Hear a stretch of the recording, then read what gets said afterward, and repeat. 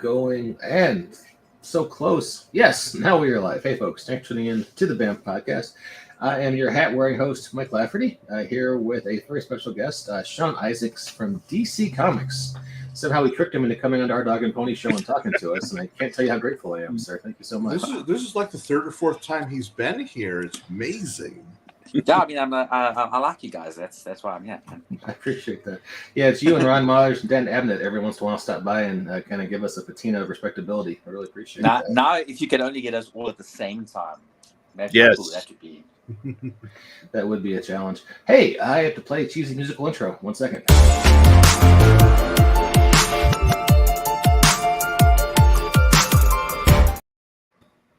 Ladies and gentlemen, that's high quality, high production value.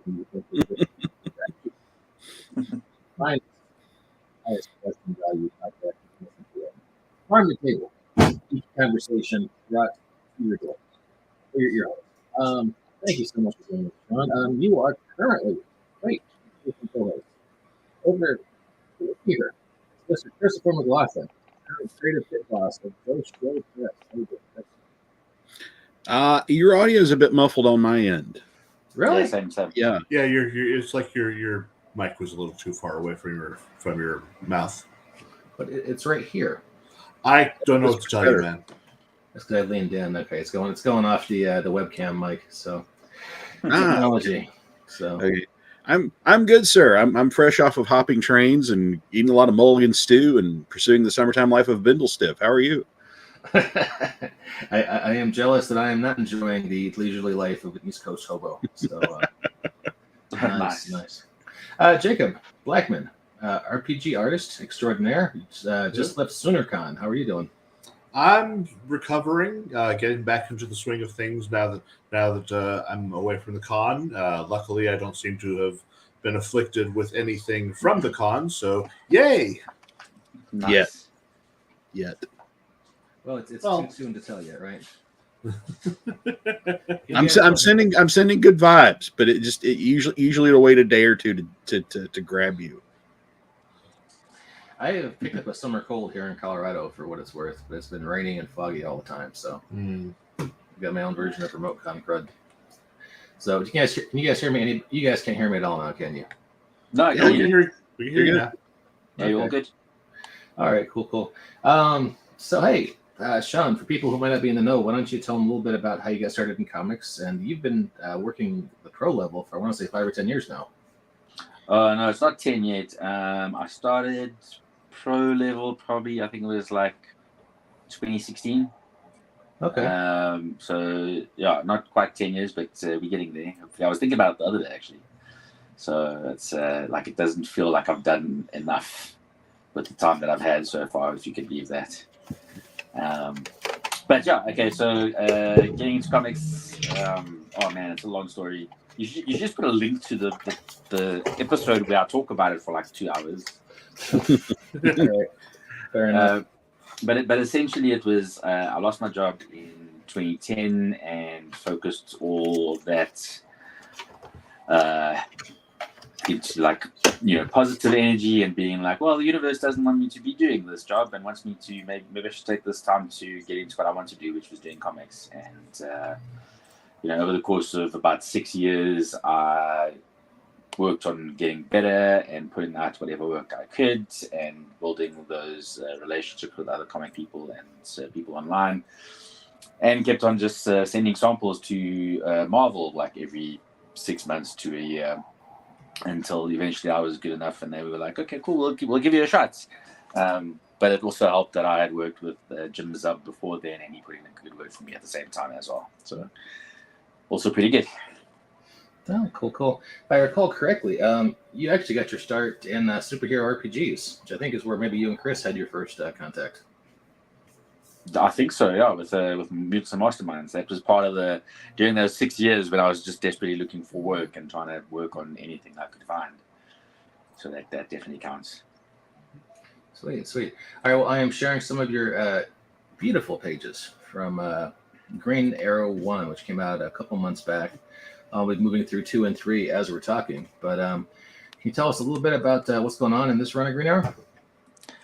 Oh, okay. So essentially, Green Arrow hasn't had a book in like 5 years or something like that, and like if a lot of the Green Arrow family is quite expansive.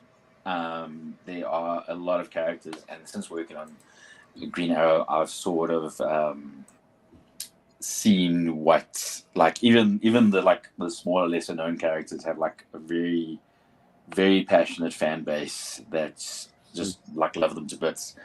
And so this story kind of focuses around why we haven't seen members of the Green Arrow family actually, sort of, they've never actually been together. You'd always have like a member showing up in one book and someone else showing up in another book. And even though the family is really, really big, you never see all of them in one book. And the current storyline by Joshua Williamson explains that. Like there's a bigger reason why not everybody has been gathered in the same place in the same book at the same time. And that's essentially what he's exploring in the series. Okay, that's kind of cool. Yeah, if you think about it, it seems like it's almost big enough to rival the Batman family. Oh, easily, man, easily. Like, I mean, there's characters that like I haven't really dived into with all my like the Green Arrow stuff that I have seen in that, and like they have huge fans, so it's obviously made me go and like pick up some books that I might have missed out on, and I'm reading up on them so I can kind of get my heads in that as well. But I definitely think that it could give the Bat family a bit of a run for their money. Well, yeah, in the opening sequence, we have Connor Hawke, who I'm glad to see him back. I've been missing him for years and years. Roy Harper, gone with 3 different nicknames: Speedy, Arsenal, Red Arrow, and Black Canary. Yeah. So. Yeah, I mean that's the thing. When I first started working on the book, I love Green Arrow. Don't get me wrong, but Roy Harper is one of my like top favorite DC heroes since I first saw him in All New Teen Titans by George Perez and Marvel's kind of thing. And so like getting to draw him was like a big plus for me. Nice. What appeals to you about that character? So first off, I've always been, I think, into there's certain themed characters that I really enjoy, and the top of those are like archery-based characters. But I think one of the things I liked about him initially was he was like that kind of cocky, like self-assured guy that was in the Titans. I remember in All New Teen Titans, there was the one issue where he shows up and he's just like blatantly hitting on Starfire, like in front of Robin and all that stuff. And I'm like, man, that dude's like cool. He's just like, he's all full of confidence, and he's just he's cocky and nothing gets him down. And then he takes out the brother of evil almost by himself. And I just thought he was rad. And then like you kind of get to know the character a bit more, and you see that he's like completely fallible, and he's not. I mean, everything you read afterwards. I think one of my favorite books of his that I think really encapsulates his personality is the one shot called Batman Plus Arsenal, where he has to ask Batman for help, and you actually see that it's like he relies on the things he's learned from his friends, and he's not as sure of himself as he puts out to everybody else, and he's completely fallible, and he feels like the everyman of superheroes. Like he's kind of like Ollie in that way. He's a dude that knows how to use weapons, but he's not sure about himself, even though he's completely capable, And I've always thought that like he could have a really cool series where he's learning about being a superhero and a dad at the same time. And I feel like that's something that hasn't really been around comics that much, especially for like the older generation. That's like we grew up with comics, and now we all have families and are trying to juggle careers and family life and all those things. And that's just like something I think Arsenal could bring to the table in terms of books. But I just love him as a character, If I'm not mistaken, he's reuniting with his daughter here on these pages, right?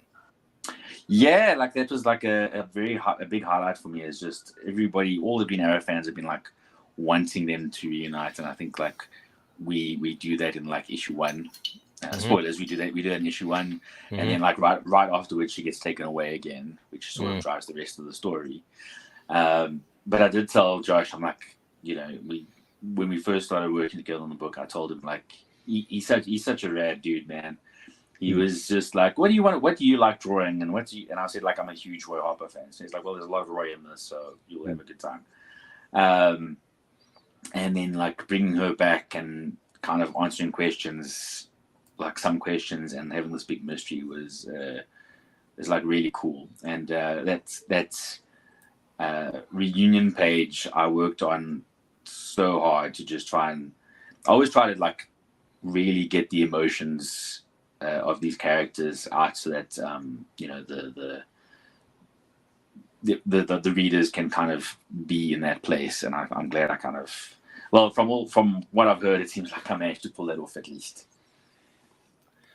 Yeah, it looks really cool. I'm glad to see the Manhunters back in action. I haven't seen those guys around in a long time. I didn't expect them to show up as well.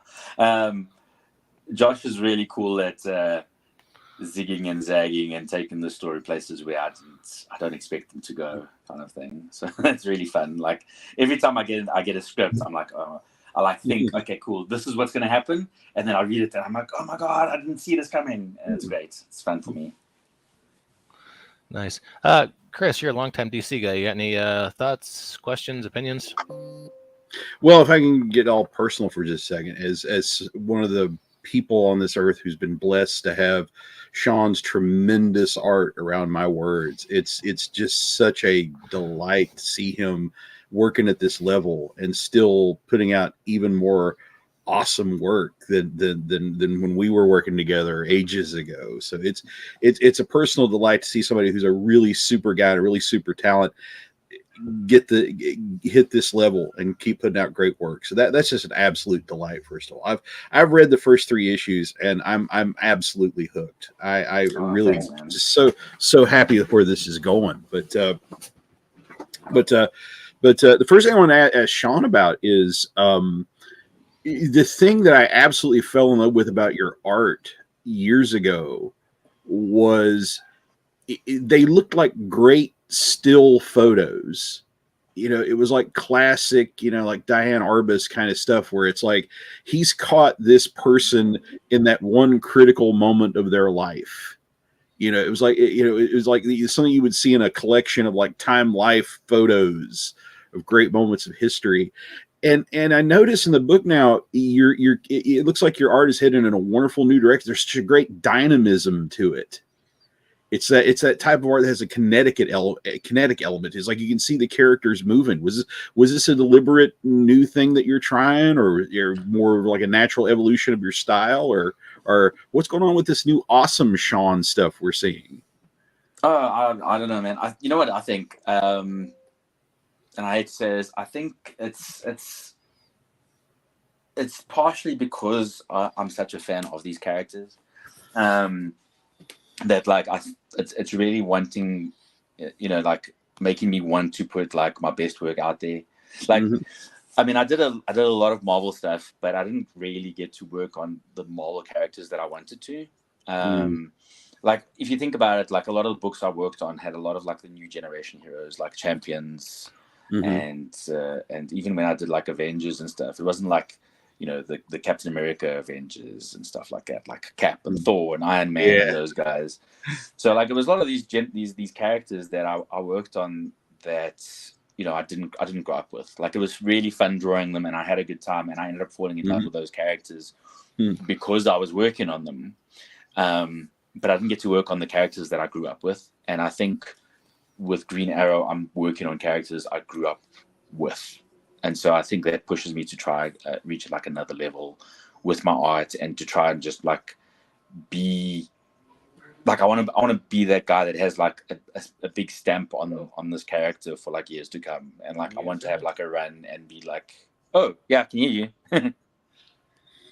Oh, it's great stuff. And not trying to push you off a great book, but it really like I said, the motion of the art makes me hope that someday they'll give you a crack at Flash.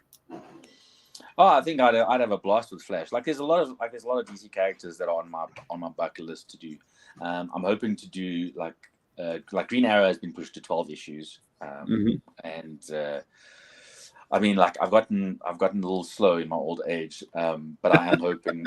So I might end up having to get a filler artist at some point, just to help me out. But I would like to do as much of Green Arrow as I could before expanding to something else. Flash is definitely on my bucket list. So is Aquaman. Because even as a kid, I used to whenever I swam when it was summertime and I swam around and stuff, I always pretend to be Aquaman and hold my breath for as long as possible, that kind of thing. Yeah. But there's a lot of characters. I mean, I think the one character I don't really want to draw because it's too intimidating would probably be Superman, because he doesn't have a mask to hide behind.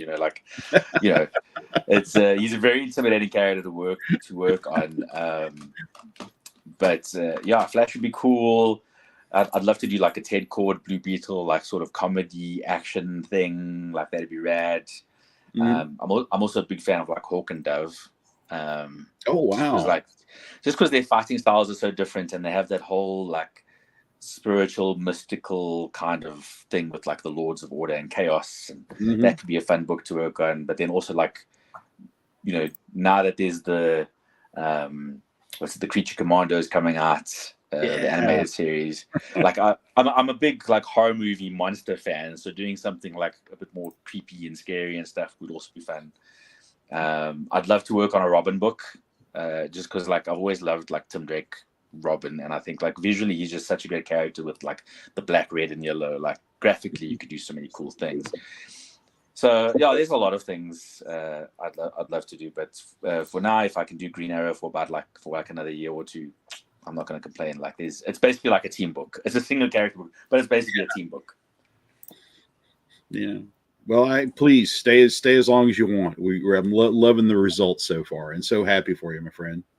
Thanks, dude. I really appreciate that, man. Without you guys, I probably wouldn't have been here, man. It was working on all those other books as well when I was struggling after I lost my job and stuff. That just helped keep me going and to get me here and stuff. It's the friendships I've made and the lessons I've learned as an artist, and that just helps me keep going. Now, I don't want to shut Jacob out of this, but as a fan of you in this book, I got to get in one more question about the book.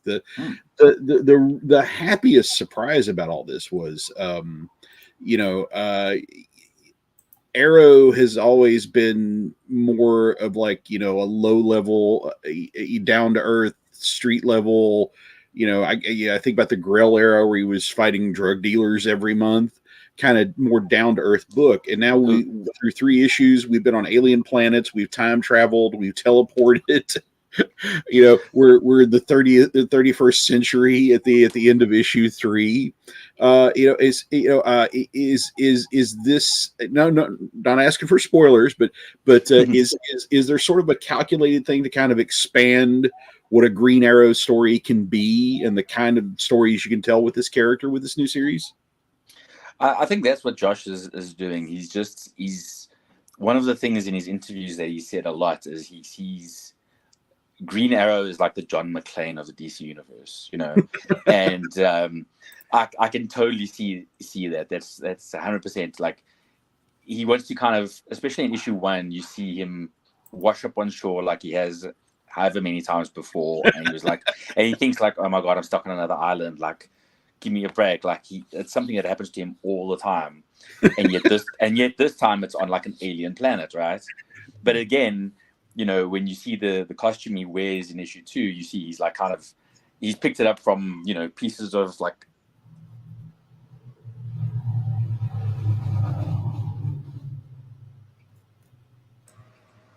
I think we might have lost Sean. Sorry, it seems like my internet's dropping. Can you hear me now? Yeah. Yes. No. Yeah. Okay. So and it just shows that even on an alien planet, he finds a way to survive and thrive, and he goes back to doing what he does best, which is fighting the guys on the street that are taking advantage of everyone. And it's just the scenery is different, but that's Ollie. He can survive wherever he goes. He's a survivor no matter what it takes. And I think it's just Green Arrow. books before this have always been like the noirish kind of very street level kind of thing. I always felt like it was an experimental book because they had like such fantastic artists on every Green Arrow run, but their styles were also vastly different from like a standard like superhero book. And I think that's what we're kind of doing now, is like we're making this like a superhero book where there's all these fantastic things, and to show that he's one of those characters that can be put in different kind of situations, and still like be cool and fit, just because of like the things that he's capable of. And I think also just the book is primarily about family, but I think it's surprising a lot of people that like, oh, it's Green Arrow in space and in the 31st century. Like I didn't see that coming. Like when I opened that first page, when I was reading that script and I saw that page, and I was like, oh my god, Connor Hawke's a member of the Legion. What? Like, I emailed Josh and Ben Abernethy, our editor, and I said like, oh my god, that's amazing. I never would have thought that's what would have happened. Did he forget who Connor is? Because in this page here in issue 2, it looks like he's remembering. It's kind of like, there's a lot of the history of the DCU is very like convoluted and strange, and has different timelines, New 52 and all those kind of things, and like it's all been so like weird and messed up and stuff. And this is him being like, oh wait, and it's like because of all those things, he didn't realize that I don't know the exact thoughts behind what Josh was doing, but as a reader myself, that's sort of what I was getting, is that like it's a memory that's sort of, with all these memories of all these different timelines and all this kind of stuff that's happening, it must have gotten shuffled out, and he didn't realize he had a son. And then like as soon as Leanne tells him like, listen, you've got a son, it was like, it's one of those things like in the movie where you just see all these memories just come rushing out of the darkest parts of his mind and hits him, and he's like, oh my god, I do have a son, like I didn't, like, and that's sort of him just remembering. Cool. But this is all from my perspective, just so in case like the writers and all that stuff are like, wait, that's not what I was going for, but this is what I pretty much get from it. All right, Jacob, you've been kind of quiet so far. You have questions, opinions? I'm fascinated by the fact that they've dragged Green Arrow into all this alien and future stuff, but it's not surprising to me, because when I was first introduced to Green Arrow back in the 1980s, when I first started reading comics, it was all the comic of Green Lantern and Green Arrow as the same, as basically a duo in the same comic. And so it's, space adventures with superpowered space cop, lensman guy, and I have trick arrows. So it was seeing him continue to do space adventures is fun, because he's had that background in space adventures. He knows how to handle space adventures. You can do more with Green Arrow than just having him fight street criminals all the time, which is what most of his comics usually have him doing. And I love that. I just reached the panel in issue 2 where we meet Connor Hawke with the Legion. Mm-hmm. And that's fun. That's cool to see. But yeah, to talk about Sean's art is just seeing it grow in the last several years has been amazing. Because there has been that bit of it looked there was that start when you kind of had that thing where all of your characters were very much like normal RPG artists, where they looked a little static. Mike, they looked Mike. I'm sorry, Mike. You may want to be careful scrolling around this one, because there's a pretty big reveal at the end of this. You may not want to ruin this for people that haven't read it. All right, I will stop sharing. Okay, sorry to interrupt, Jacob. No worries. But yeah, Sean had that thing like a lot of RPG artists like myself, where the characters in when you started, the characters seemed very static, even though they were in action poses. But oh no, that is severely changed in the years that I've seen you. It's you've really captured the dynamic action posing where it looks like they're in motion, and it's so good. I've loved your work in Fantastic Four Life Story and Thunderbolts, and yeah, Green Arrow has just been amazing these last several issues. Thanks, dude. Like I'm also trying out new things with Green Arrow. You know, like I am trying to get more like when there's action scenes, more like movement and motion and like choreography. Like Life Story was great, but there wasn't like choreographed fight scenes in that really. It was more like, you know, big flashy superpowers kind of stuff. And Thunderbolts as well, you know, there was a bit more like powers and all of that. In this one I get to have like street level heroes, so I can kind of choreograph their fight scenes, because also in my head I'm just like, this is the fighting style that this character will use, this is the fighting style this one will use, and I try to get that like across, you know, that kind of thing. So yeah, I mean, I don't know what else can say. I feel like I'm blowing my own horn here, but I'm trying not to. As I've told people, as a professional freelancer, blow your own horn. Do it all the time, because no one else is going to do it for you. Your art's amazing. Let people know how amazing your work is. Thanks, man. Well, I'm actually like, that's why there's no camera on right now, is because you won't even be able to see my face, because I'm busy just sending some edits for the cover for issue 4 right now.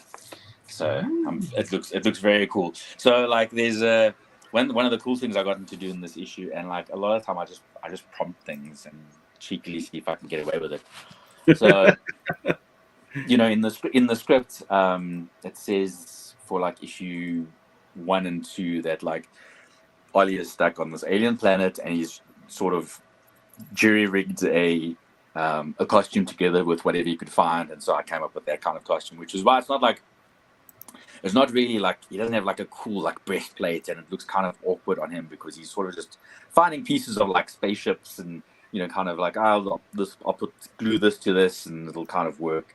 And he's got like, he has a top, and I'll just like use berries to make it green and make like a green cloak kind of thing.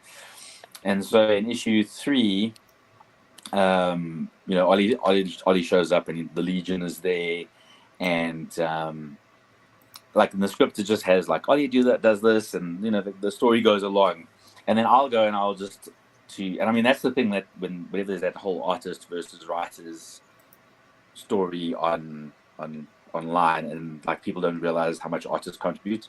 So like, you know, I read the script and I was like, okay, well, between these panels, like some time has passed. Surely, you know, the Legion would have been like, okay, listen, you guys obviously have been in the jungle now for like a couple of weeks.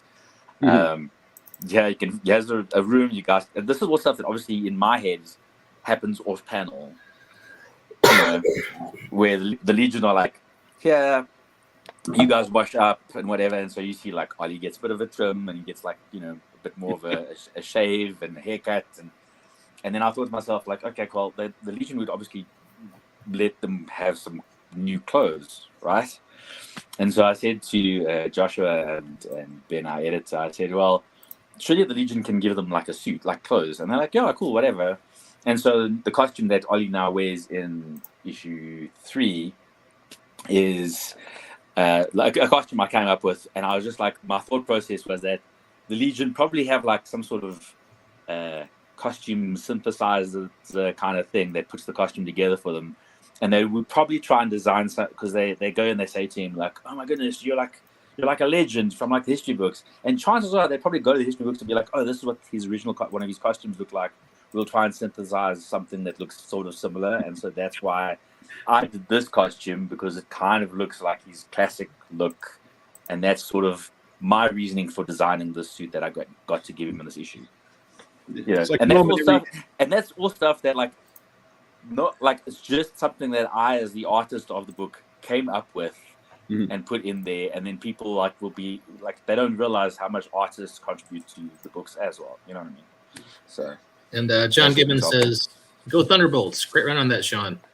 We didn't Oh. mention that, but you did a great run on Thunderbolts recently. Oh yes, thanks, man. Thanks, John.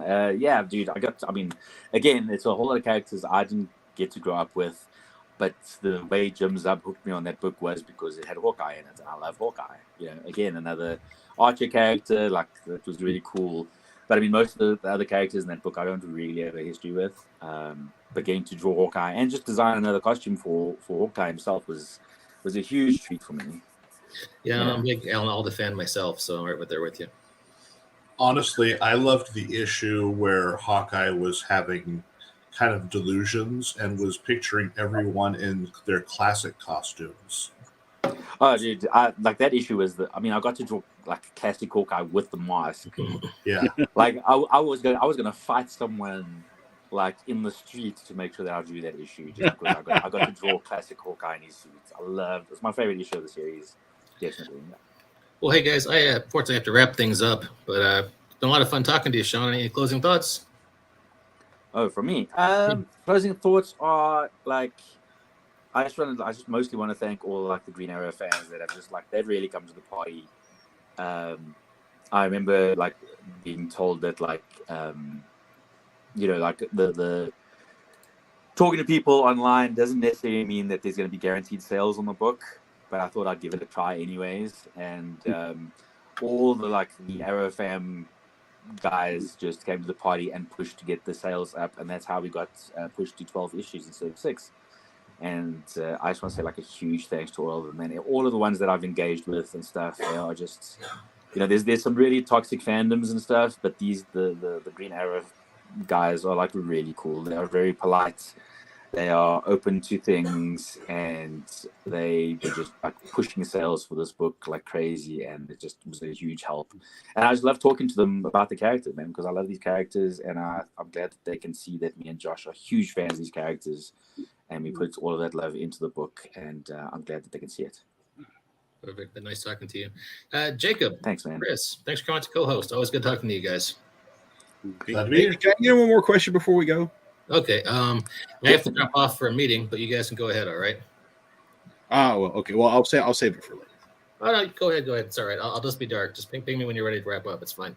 Okay. Cool. All right. So, Sean, so last time that we had Ron Mars on pre-pandemic, he was talking about how he was looking forward to welcoming you to the United States for the first time at Baltimore Comic-Con. Yeah. But he was a bit exasperated that your big wish for your trip to America was to get to eat at Hooters in Baltimore. Yeah, that didn't happen. So I've been waiting 4 years to ask. When you got did you make it to Hooters? No. Oh no. No, we didn't. We went to a whole bunch of other places, but we didn't go there. Hey, I live in the United States, and I've never been to Hooters. Okay. Well, you guys, next time you guys got to come to Baltimore Comic-Con at the same time. The three of us will all go. I'll buy. Okay. Deal. Right. We got to resolve this cliffhanger. Yeah, definitely. I am 100% keen. I will probably be at New York Comic Con this year, but I will see what I can do about making Baltimore sometime soon. Oh, that'd be great to see you again. Yeah, awesome, man. Yeah, I agree. That'd be rad. It was a fantastic trip. I will go there anytime I get invited, man. Oh, great show. All right. Well, I'm gonna ping Mike and let him know that I got my question in. Awesome. There he is. Catch you guys later. Later, guys. Thanks so much.